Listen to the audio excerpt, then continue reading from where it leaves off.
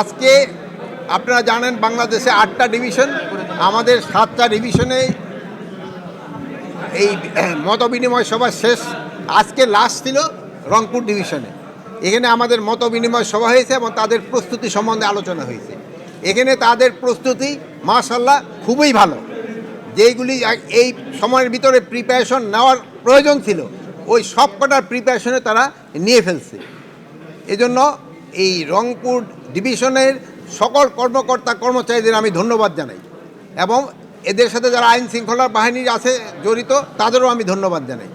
এবং আপনারা জানেন এই রংপুর ডিভিশনের এই এলাকার জনগণ কিন্তু অন্যান্য এলাকার জনগণের তুলনায় একটু বেশি শান্তিপ্রিয়।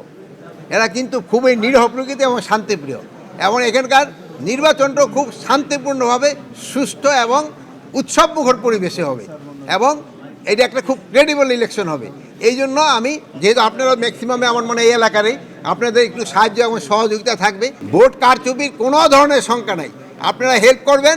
কোথাও যদি কোনো রকম কারচুপি হয় সাথে সাথে জানাবেন, আমরা সাথে সাথে অ্যাকশন নেব। যেই জায়গায় যেই রকম ব্যবস্থা নেওয়ার ওই ধরনের প্রস্তুতি আমাদের নেওয়া হয়েছে এবং এখানে মতবিনিময় সভায় ওইটি আলোচনা হয়েছে এবং নির্বাচন খুব শান্তিপূর্ণভাবে সুষ্ঠু পরিবেশে এবং একটা উৎসবমুখর পরিবেশে নির্বাচন হবে এবং একটা ফ্রি, ফেয়ার অ্যান্ড ক্রেডিবল নির্বাচন হবে। আপনারা সবাই ভালো থাকেন।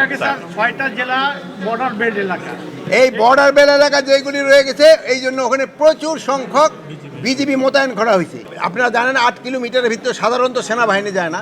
আমরা যদি ওরকম প্রয়োজন পড়ে সেনাবাহিনী ওই জায়গায় যাবে।